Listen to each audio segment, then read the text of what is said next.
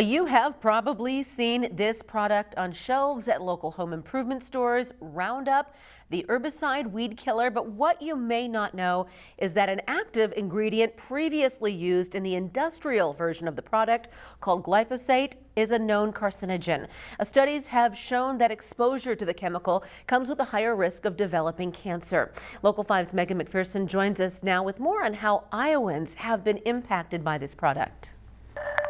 Stephanie, the company that owns Roundup, called Bayer, has faced many lawsuits as a result of the product's potential health effects. One of those lawsuits was filed right here in Iowa by a farming family that used the weed killer on their property. One member of that family has since been diagnosed with cancer. I met with them earlier today to speak more about their new reality and the legislation they're fighting against. Well, my dad farmed and I got into the business with him.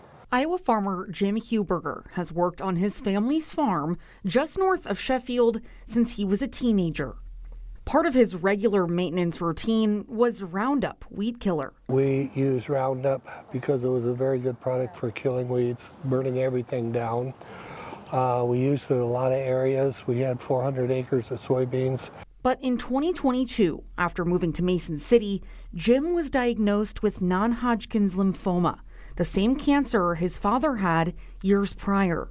My doctor read through the charts, my dad's, and he knew my history, and he looked at us and he said it's Roundup. Since 2020, the company that produces Roundup, called Bayer, has spent more than $10 billion to settle lawsuits claiming their product causes cancer, according to the Associated Press.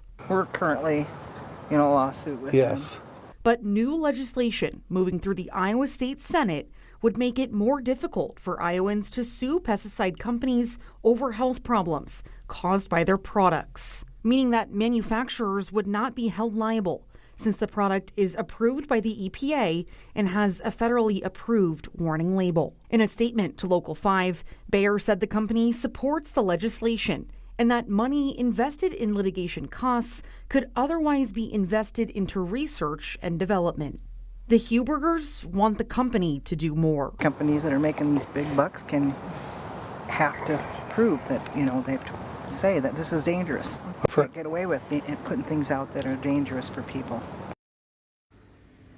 The Iowa Farm Bureau Federation, the Iowa Corn Growers Association, and the Iowa Soybean Association have registered in support of the bill, which is expected to be considered on the Senate floor in the coming days.